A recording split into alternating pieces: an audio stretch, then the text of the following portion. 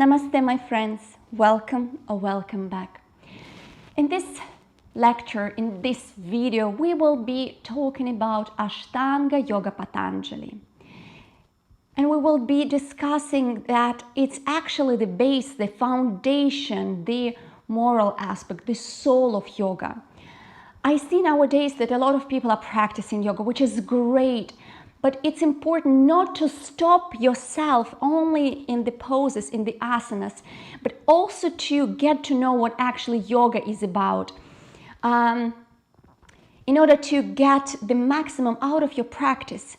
So how the philosophy of yoga, how yoga was invented centuries ago, what we know today about all of the practices, what they were for, what they can help us with, how to implement yoga in our life. We will be discussing all that today. So, the book based on which we will be talking about is Yoga Sutra Patanjali. This book is very short. You can read it even one evening. You know, it's very easy to read at first, but don't get tricked by the simplicity and by the shortness of the book, because this book for the yoga practitioners, true yoga practitioners that live with yoga, that want to understand the base of the yoga. For us, this book is like kind of a Bible, you know, sacred grail. In this book, the wisdom that there is so huge and profound that every time reading it, you know, you can get to know something more. Every time you open, you learn. But of course you will ask me why actually we need to study some scriptures that were written centuries and centuries ago, because people were different. They didn't have internet, they didn't have a YouTube, they didn't have cell phones. Well, my answer to you will be that even though it may seem like a lot has changed, but all of the problems, difficulties, questions with which people are facing were the same as they are right now. This is the first reason to do. The second one is actually to get the information from the first source.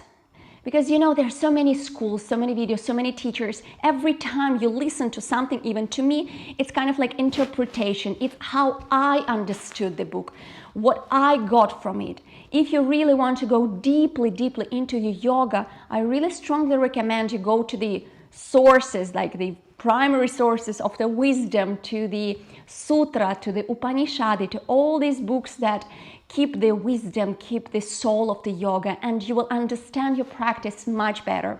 The second why we need to actually see and learn and listen, or maybe read the scriptures, is to develop oneself, not only physically, but also mentally. And the last but not least, it's for you to understand on your way of yoga. When you go to specific school, you see some specific teacher that maybe even you like, to understand whether this is in line with the real yoga, how it used to be. Or it is something different. It's kind of like a branch that went very far away from the real yoga. The second thing that I wanted to talk about, so we talked why to study. The second is actually to understand Patanjali, who that was, who this guy was that wrote this book. So Patanjali was a sage, as you may guess, but actually the problem is here. We don't exactly know which Patanjali wrote this book, because during the history there were different Patanjali. Of course, if you put Patanjali or Patanjali Yoga Sutra in the Google, you will see some kind of statue of the weird creature, half man, and the bottom part is a nag or the snake, you know, with coils. And mainly people believe that Patanjali was a mythical creature that wrote this book. We don't know exactly, and this is also the problem to understand when exactly the book was written, if we don't know who actually wrote it. And we need to say about Patanjali only the fact that he didn't invent actually anything in yoga. He put everything, all of the knowledge, all of the wisdom that was around, that existed those times, put it together in one book. thanks to him, we actually have something that we can rely on. Because the tradition in the old India was oral. So all of the scriptures, all of the sutra, all of the wisdom were passed from the teacher to the disciple simply orally, like simply talking. So the teacher was telling the wisdom and the pupils had to remember word by word what was said. And the tradition was so incredible that the memory was really great, as you can imagine. So they didn't need any scripture, anything to write actually, because it was kept in the memories of the students. But with the time that passed by, they understood that, first of all, it's very easy to put something else in the scripture, in the wisdom, you know, in the sutra, instead, and also maybe to forget, anything can happen. And also people are not eternal. Also, it's very hard to spread this knowledge, as they cannot send all of the students all around the world to preach the dharma or the wisdom. So finally, they have decided to write something for us in order to read centuries even further. Another aspect to notice about that is that the book was never found, the body of this book was never found itself. So what I'm talking about, the book was found already with the comments made by another sage, which is called Vyasa. It's a very famous guy. So that makes us really question when exactly the book was written. So we don't know which Patanjali. We know that he wrote this book and it was commented by this Vyasa. We know when Vyasa lived, which doesn't help us much. So without further ado, you know, there are long discussions when exactly the book was written. Mainly they have decided, the community of the scholars have decided to date the book at around 4th, 6th century BC, let's say. So you can understand, the book was written like 2,500 years ago, long ago. This is kind of like the most important about the dating of the book that we need to understand. And now actually let's go directly to the book. So, very ancient book written by Patanjali, which is called Yoga Sutra Patanjali. Yoga, pretty much you know what it is. Sutra, that's hard. Patanjali, we know who he was, he wrote it. Sutra, let's understand what sutra is to understand better this book. So the sutra, it's actually the wire, let's say, or the thread, something which is continuous, translated from the Sanskrit. And this is a specific type of scripture which need to have a couple characteristics in order to be called sutra. Let's talk about them so that in the future, every time you see sutra, Bhattacharyavatara sutra, Dharmapada sutra, every time you see sutra, you understand what you're facing with. Sutra. It's a line or the wire, something continuous. In order to be called sutra, it needs to be very precise, very concrete, and very logic, which is very nice. Also, few words and a lot of sense, so it's very, very compact. From here we already have a difficulty because sutra, mainly it's kind of like a conspect, it's kind of like a plan of the lecture or of the class, but of the teacher. So, you know, sometimes you take these notes from the teacher, one line is written, and the actual teacher is able to speak the lecture for like 1 hour. This is pretty much it. So, a lot of information, very small size, and very hard to open, let's say. It's kind of like a zip archive that you need to open and take out all of the wisdom that is inside. Another characteristic is that sutra should be truthful in all times. So it doesn't matter when it was written, all of the things, all of the wisdom, techniques that were written there should be stable, should be truth, even right now. Great. Then the next characteristics of a sutra, that everything that is written should have been practiced. So not only I invented something, Someone practiced it, or I practiced it, I got these results, and I'm telling you that. And the another one is that it should have been written by someone who is considered a very important person in this field, so very knowledgeable, some sage, let's say. So very famous person, not simply some John Smith, but like some important person that mainly everyone knows and respects. Our book, Yoga Sutra Patanjali, is actually divided into 4 parts. So let's already talk about it. Yes, Ashtanga Yoga, what it is. It's divided into 4 parts, 4 chapters, and every chapter is a specific topic that Patanjali is talking about. So the first chapter is Samadhipada. It's the chapter where Patanjali gives already us the meaning of yoga, the meaning of samadhi or the enlightenment, let's say, the purpose of yoga. And also he already starts telling us, look, on your way, in order to get where you want, you will face some obstacles. These are the obstacles. In the second chapter, he talks about the practices. It's called Sadhana or Sadhanapada, the chapter about practices. And here in this chapter, he gives different techniques in order to reach your goal, reach the goal of yoga, in order for you to develop yourself, in order for you to understand yourself better. Because he understands that all people are different. And one tool cannot work for all of us. That's why he gives a lot of tools for us in order to try maybe and to see what works. And in the second chapter as well, he gives us the Ashtanga Yoga.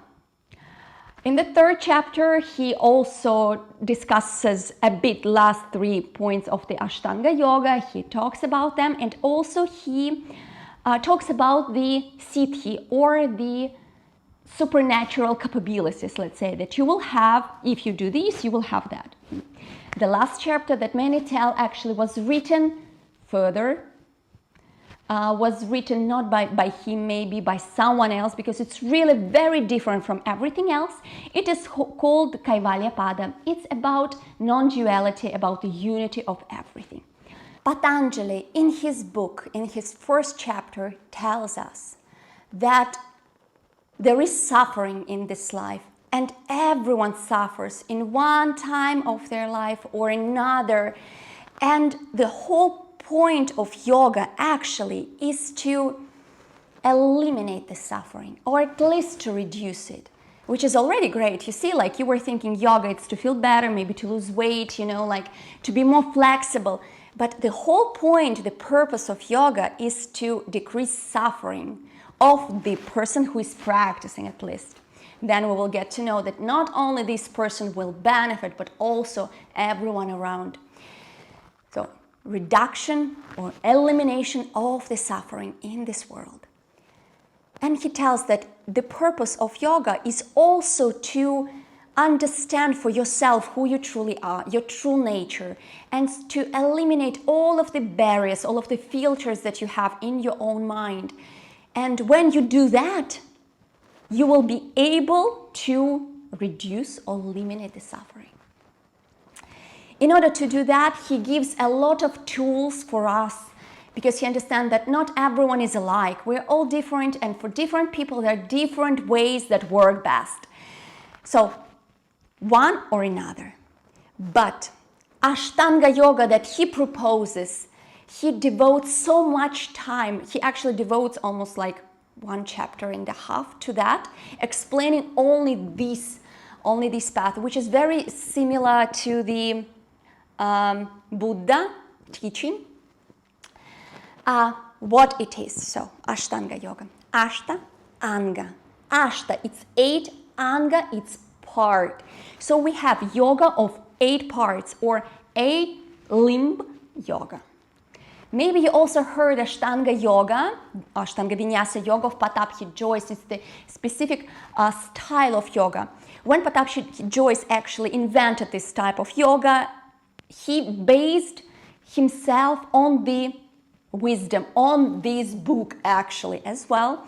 But how much it is right now, the way it used to be, all of the philosophy. I don't know if you are practicing Ashtanga Yoga, if you're an adept, so please let me know how Patanjali's wisdom, Ashtanga Yoga by Patanjali, is practiced in your style of yoga.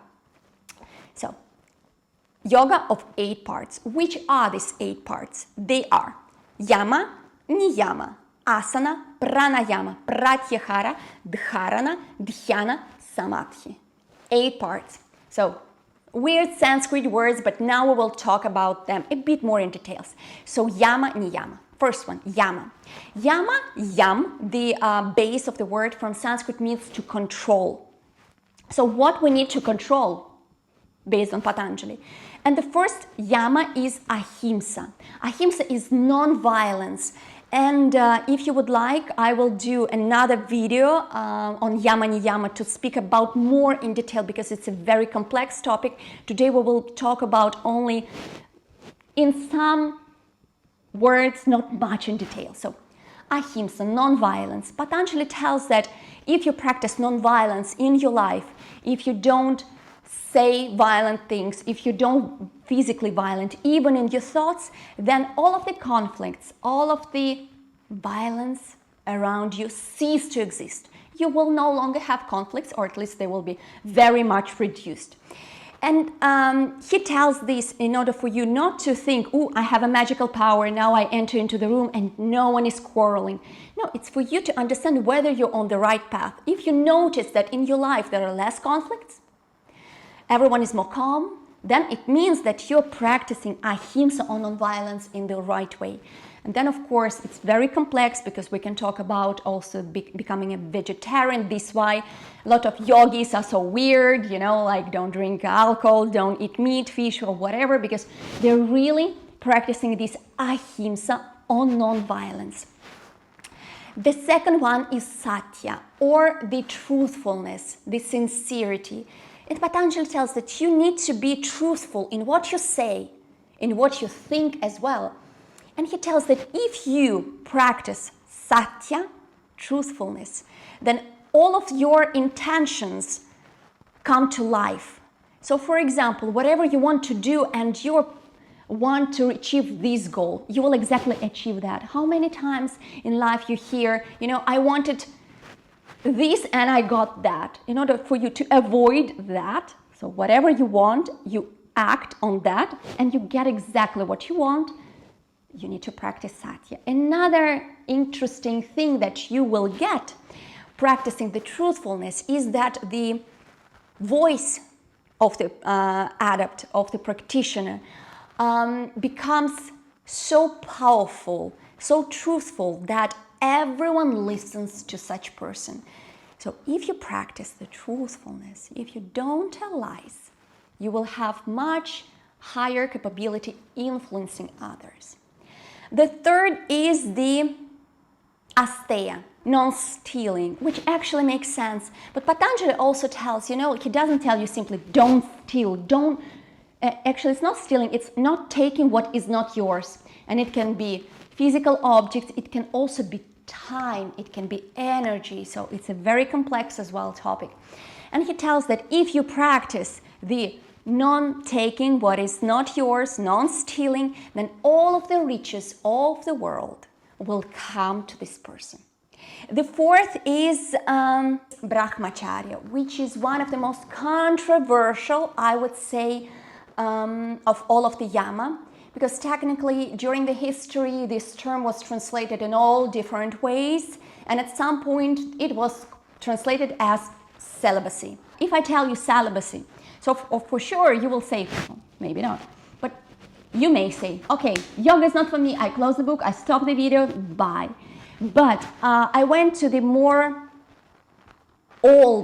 older translation of this word to understand what exactly it means from Sanskrit. So Brahma, it's like the sage of the teacher, Acharya, it's the pupil of the teacher. So in ancient India, after the boy was 7 years old, it was given to the tutor, let's say to the teacher, to the sage, in order to study there, and he had to behave in a certain way. So technically, brahmacharya, translated from Sanskrit, means exactly like following the path of the pupil, kind of like behaving this way. So mainly it is not about celibacy, it's about restraining yourself, finding this middle way, let's say, in everything. Not sleeping too much, not eating too much, and also partially celibacy, not maybe having too many contact with different sex too often. So, what you will get if you practice brahmacharya? Patanjali tells that you will get the virya, or the energy, the strength, the inner strength, this inner energy. You'll have so much that you will be able to do anything you want. Which actually makes sense. If we don't overdo, we tend to retain more energy in our body. And the last one here is the aparigraha, or non-accumulation of things, of thoughts, of books, of anything in your life, because everything that we have needs energy. We need, if we have flour, we need to water. If we have a glass of water, sometimes it breaks. We need to clean it as well. So, like, not to have too much. And if you open the water, for sure, there are so many things that you don't need that eat your energy. So put them in the nice bag, you know, give it for charity if you can, maybe for the animals if it's like a natural cloth. And if you practice this, if you practice aparigraha, you will understand the meaning, the reason of your birth, and not only of one in this life, but also in the past ones. How great is that? But also, you know, like non-accumulations, it's also not to be attached to these things, which actually is pretty much the same. You shouldn't be attached, you should let go of the things that you have. So these were Yama. Let's go to the Niyama. So the suffix Ni strengthens everything that follows. So Niyama, it's strengthening of the control. Like, we need to strengthen our control of something more. And the first one that we need to control is the shaucha, or the pureness, the cleanliness. And here we can understand this as cleaning our physical body, but also having some hygiene of our mind. Not only cleaning it, but also not putting into it some things that shouldn't be there, as well as with our stomach, with our body, not put some weird things which doesn't do as good, but also our mind. And Patanjali tells, when you practice, when you follow this shaucha, or the pureness, you will understand that your body is not you. You will start kind of like, the word is very weird, to be disgusted a bit by your body. And by that, also the Buddha was telling that this is the most important step, to understand that we are not our body. So you become not attached to it. The next one is Santosha. Santosha is translated as the contentment. So Patanjali tells that if you are content in everything that you have, in everything that you do, no matter the result, no matter how much you have, there is always some reason actually to be happy about it. And if you're able to grow this contentment, this inner happiness in yourself, the true inner joy and inner happiness will grow inside of you, and you will have always this island of joy, of calmness, of wisdom inside, you know, like, and in general you will always be happy in life, but not happy like crazy people happy, but simply happy because you're happy with what you have, of course striving for more. The next one is tapas or tapash. It's the heat. It's translated from Sanskrit. So this is kind of like already getting into the energetic, to the energy point. And tapas is created with the strength. With the we need to do something, or to sweat even. And tapas is also created when you're sitting in the uncomfortable maybe pose for a long time, or when you're practicing yoga. You know that this pose starts working only when you want to exit from it. So the moment you want to exit from the pose, you start burning, you start accumulating this tapas or this heat. And this tapas, when you practice it, in your life, and it also can be the self-discipline, for example, every day to wake up at 7 a.m., every day to go to sleep at 10, for example. Something that is not easy. When you practice that, without exaggeration, Buddha always tells, the middle way. So when you practice that, the tapas that is accumulated in your body is able to burn away all of the obstacles, all of the granthia, the nodes in your body, in your energetic system as well. All of the impurities. The next one is Svadhyaya. Svadhyaya is self-learning. So Patanjali tells it's very, very important for you to constantly learn. And centuries ago, it was mainly about learning the scriptures, orally, mentally, and telling them by heart. And nowadays, I would say it's also reading the ancient books, the Sutra, the Upanishad, everything that has the primary wisdom there, listening to the different lectures that make you grow spiritually, reading books, as I told already, but also maybe learning in general how to live in this life more ecologically better, how to make the life of yourself and of everyone else around you a bit better, to learn in general constantly.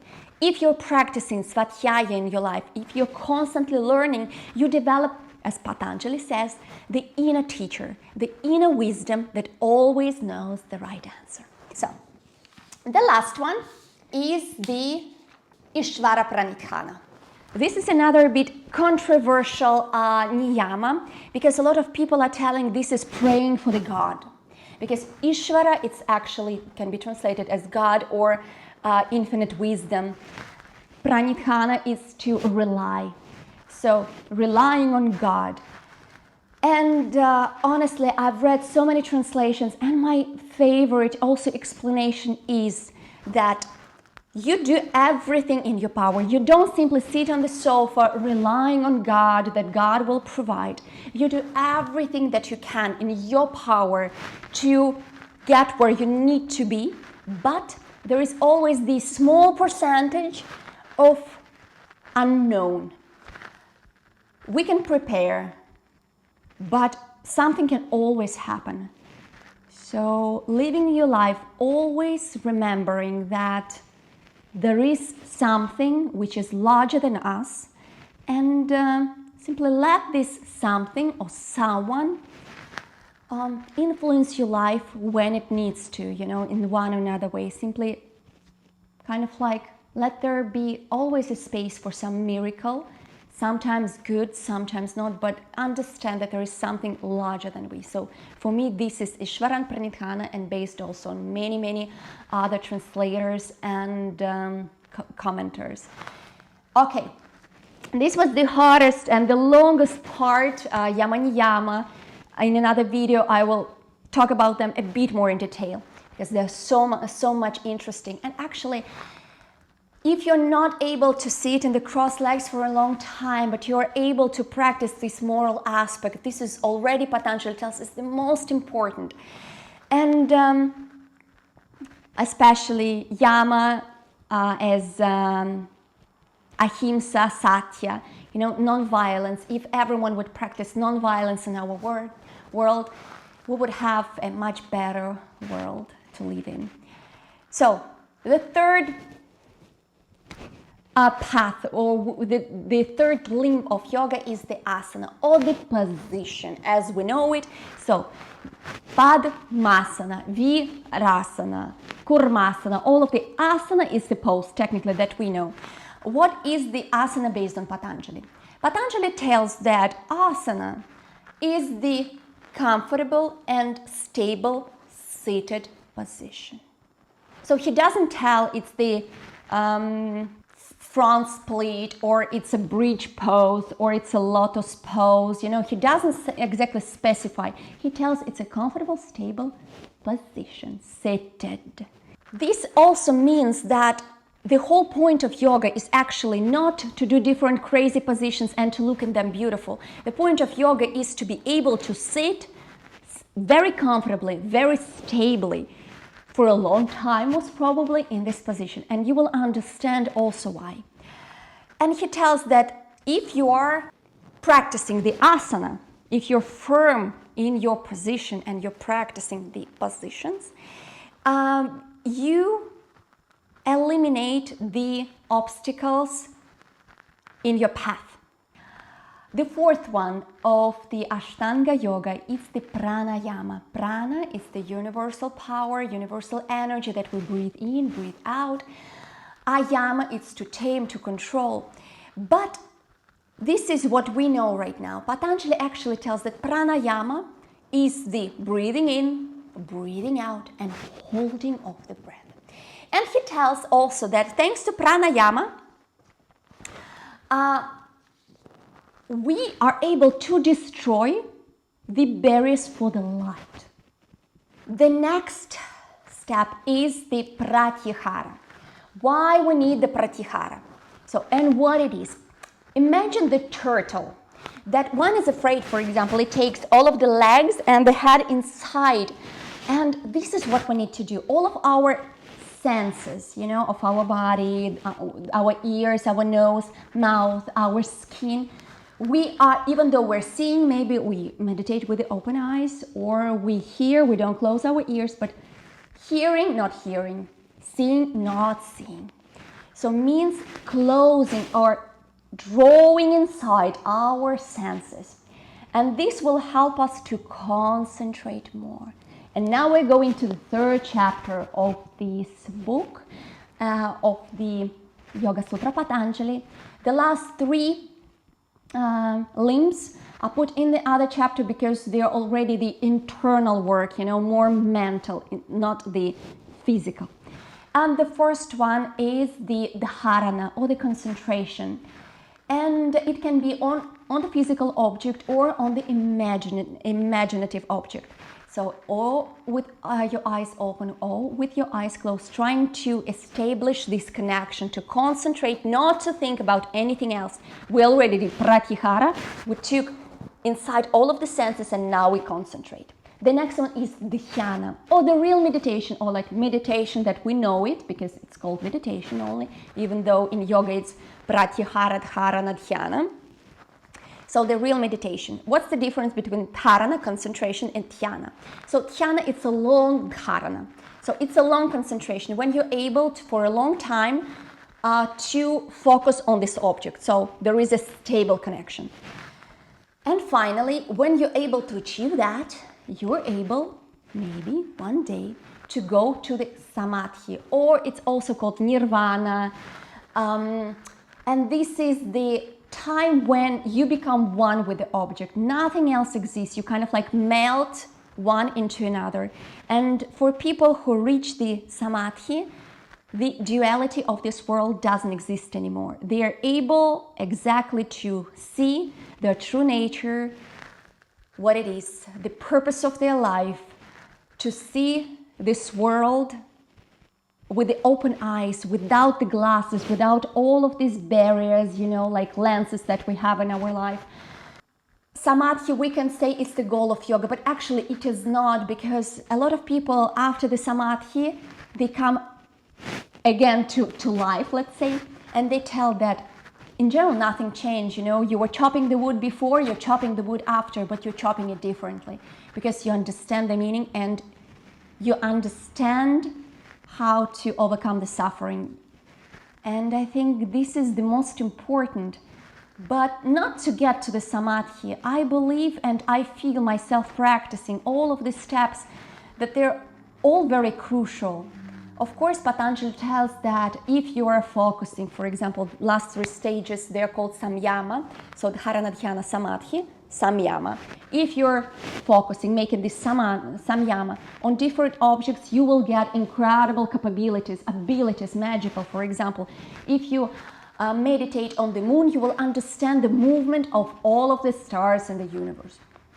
For example, there are many, many other examples that he's putting, but for our life, what if you can take something, from here, something concrete, something practical, I would say that Ashtanga Yoga Patanjali was important thousands of years ago, and it's still very, very important, because if you simply look at all of these aspects, all of these steps, all of these paths, you understand that actually, really, if everyone follows them, our world would be so much more beautiful, so much more peaceful, so much more kind. I encourage you to start implementing, if you don't already, some steps. The more the better, and implement them, live like this for some time, see the difference. Write please in the comments if you feel some changes in your life after starting following something.